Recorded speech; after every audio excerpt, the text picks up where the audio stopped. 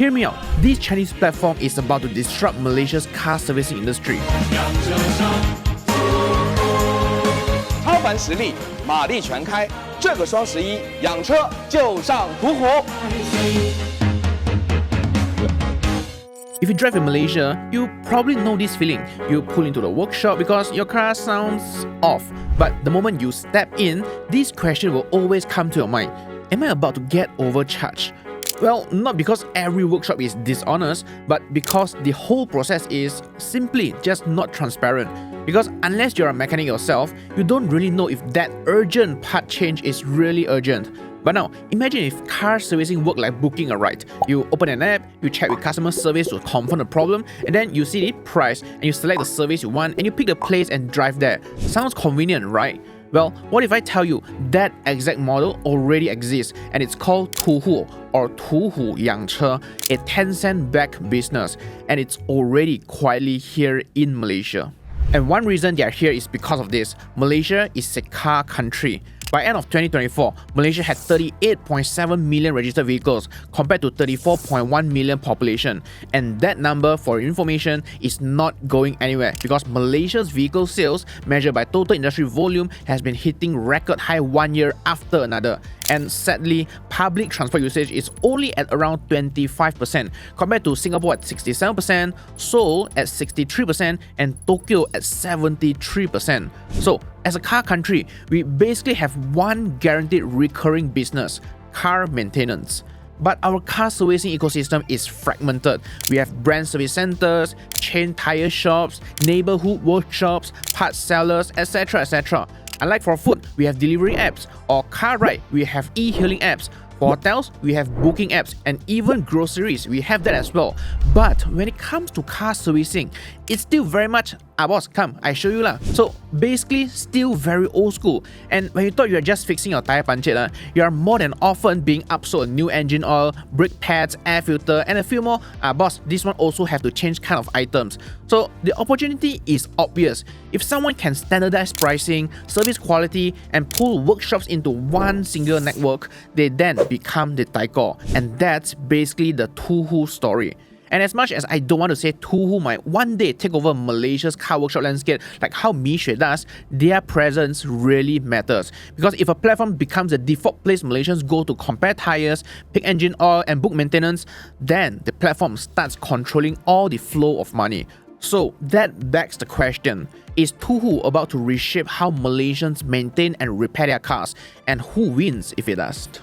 But before I continue, if you'd like to invest in TUHU listed on Hong Kong Stock Exchange or just any listed companies in Bursa Malaysia or the US market, here's what you don't want to miss out. Moomoo, an SC Malaysia regulated and licensed platform that supports trading for Malaysian and international stocks. It's also an app I've trusted and used for the past 5 years, and it has worked like a charm in my years of experience, so you can't really go wrong with it.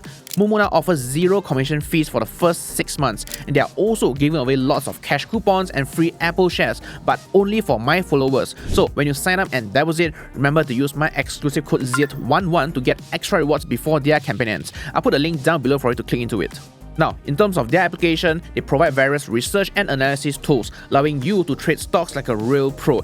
And the best part is, they are all free. For example, if you want to dive deep into TUHU's research, the Moomoo app has you covered with everything from advanced charting and news to detailed company financials, including earnings, analyst ratings, valuation, financial estimates, shareholder details, dividends, and so many more. So feel free to deposit with my exclusive code ZIET11 to get amazing sign-up rewards while the campaign lasts.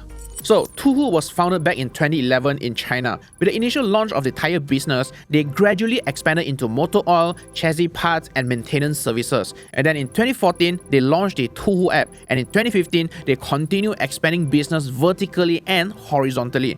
And one of the key expansions is Chi-Pei-Long. And this Chi-Pei-Long is a parts marketplace built by TUHU that lets workshops, both within and outside their store network, to buy car parts from many suppliers in one place.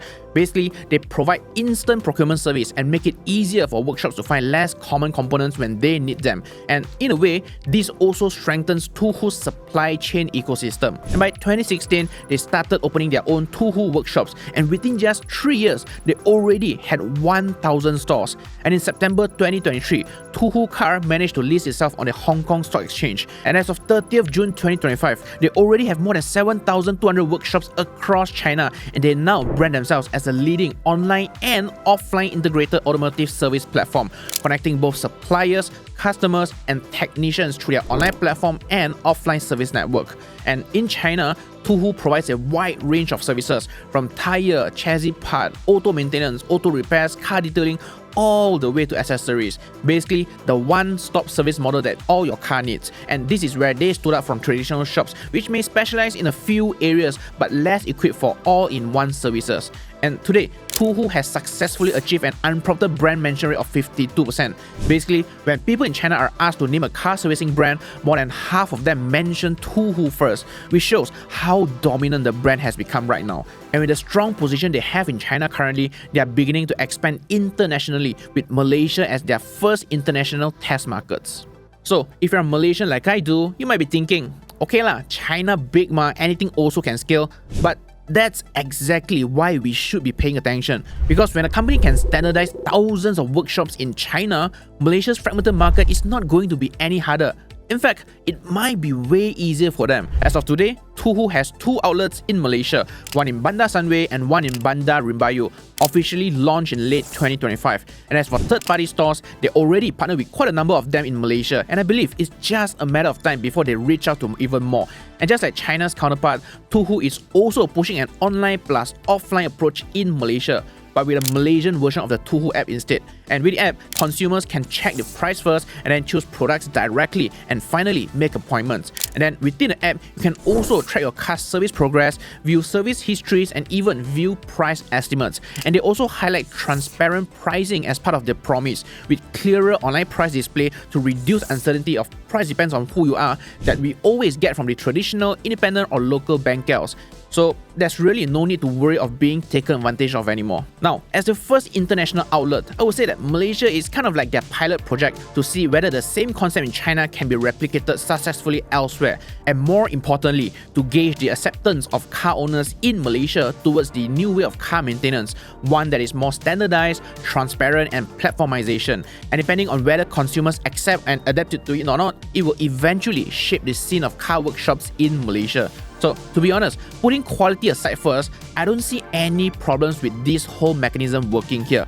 Because instead of the traditional flow, when your car is due for a service and you go to a workshop because it's either near your house or your friend recommended it, then you leave your car there, and when you ask about the parts and price, the mechanic basically tells you this: I can't really confirm with you right now, or I need to check with the boss first. And at the end of the day, most of the time, you only find out about the final bill when your car is ready for collection. But on the other hand, TUHU is changing it totally. You start on the phone, you compare pricing, you book an appointment, and then you drive to the workshop with expectations already set. And this is the same logic we have seen with Grab, which basically organizes driver supply and captures passenger demand within one platform, instead of the old-fashioned meter taxi, which you will only find out how much your ride costs after you reach your destination. And Grab basically lets you know the price already before you even click order. So if Malaysians can adapt to meter taxis to Grab so easily, can the same happen to car workshops as well? Well, in my opinion, if Malaysians embrace this concept, it's really just a matter of time before we see these red workshops flood into Malaysia. And if that really happens, I wouldn't be surprised, because TUHU also runs on the same model as Malaysia, franchising. You see, TUHU actually has 3 store types: self-operated TUHU workshops, franchise TUHU workshops, and third-party partner stores. And most of them in China are franchise stores, which means TUHU doesn't actually need to own the workshops, just like Grab doesn't actually own the cars. And the franchise structure looks something like how a normal franchise works. The typical agreements include upfront franchise fee, monthly fixed management fees, and also profit-based royalty fees. But here's how TUHU is bringing this one level smarter than Malaysia. For every order transaction, customers will need to pay TUHU first, and then TUHU will then distribute the revenue to franchisees after deducting its fees, which means TUHU sits in the payment flow. And whoever sits in the payment flow usually controls the most valuable asset in modern business, data. And let me tell you, data ownership is very important. You see, with a robust database with tens of millions of accurately matched parts, nearly 140 million registered users, over 12 million app monthly active users, and 24.1 million annual transacting users, TUHU basically can use all this historical platform data to predict repeating behavior.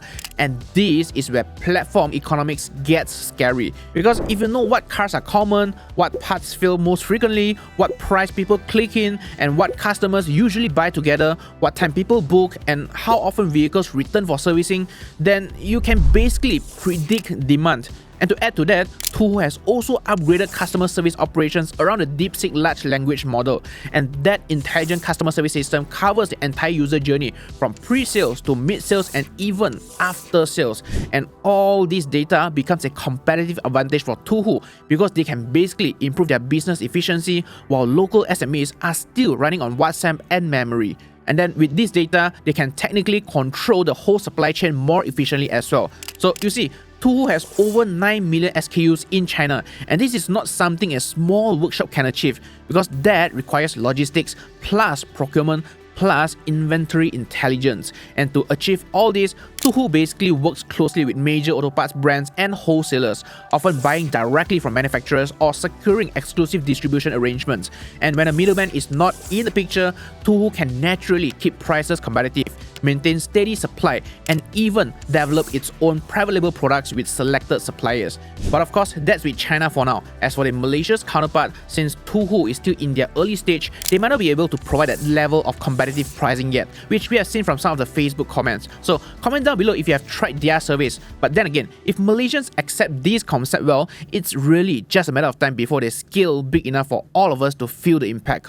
Now, at the initial stages, when they throw prices, which they usually do, consumers like you and I will of course benefit from it. Because when pricing becomes more transparent and quality becomes more standardized, then we probably waste less money and less time as well. And most importantly, we don't have to bet on see which format is out on duty today.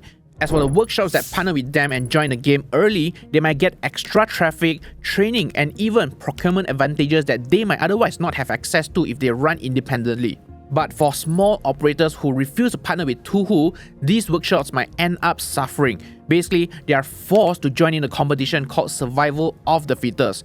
And then we have suppliers. For brands that want distribution efficiency, dealing with one platform partner, in this case TUHU, is definitely easier than dealing with thousands of small accounts. So for them, probably not much impact. But here is someone that might get squeezed the most: middlemen or distributors. If TUHU really centralizes procurement, then basically there is no more need to have a middleman after all. And yes, they risk getting removed from the picture totally. But really, that's not the scariest part yet, because the scariest part is the long-term effect that TUHU might cause on Malaysia's car workshop landscape. You see, if a platform becomes too powerful, they throw prices, undercut competitors so badly to a point where small businesses are forced to close down, they then basically reach this point, almost a monopoly. And when all competitions are gone, they can basically dictate and raise their prices. Then that's the time when you start getting less choice, not more. And if you reach that stage, lowest pricing might not even be a guarantee anymore. And that's when we must start worrying, because China is no longer just exporting manufactured goods, but they are also exporting the whole business models, consumer culture, and entire service industries into our country. In the F&B scene, we have seen Chinese origin brands like Haidilao, Miche, and Luckin Coffee. And then in the automotive industry, we have brands like BYD, Chery, J-Cool, all coming in with very aggressive pricing and rapid model rollouts. So China is constantly building hyper-efficient models at home and then exporting its playbook into other countries. And this could very well be also part of the broader Belt and Road Initiative, where these Chinese companies get strong incentives to expand overseas and then implement a going global strategy. And Malaysia is very much a convenient test market. In the case of car workshops, we have high vehicle count, high ongoing demand for servicing, and most importantly, a market structure where many players are small enough to be kicked out immediately. In fact, more than 45% of 245 Malaysian business owners are already starting to worry about their competitiveness against Chinese businesses, with 86.4% mentioning about pricing pressures. But with that said, I don't think the solution to this is for our government to implement policy that totally blocks foreign brands, because that's rarely realistic in an open economy. So a more practical response is to really level up the local ecosystem, in a way forcing the locals to do better as well. For example, if you know platforms like TUHU are good at high-frequency standard jobs, then as an independent workshop, you might want to start looking at and being excellent in niche areas like gearbox, aircon diagnostics, etc. Basically, be more specialized. But I know it's really easier said than done, because when these Chinese brands come in, they come in very strongly. And TUHU is not scary because it might open a few more workshops in Malaysia, but it is dangerous because it's trying to turn a messy, trust-based industry into a measurable, standardized and data-driven one. And whoever controls that system eventually controls the industry. Anyways, would you rather service your car with an app that shows transparent pricing, or would you still support locals and pick the workshop that you've always trusted? Comment down below and let me know. Thanks for watching.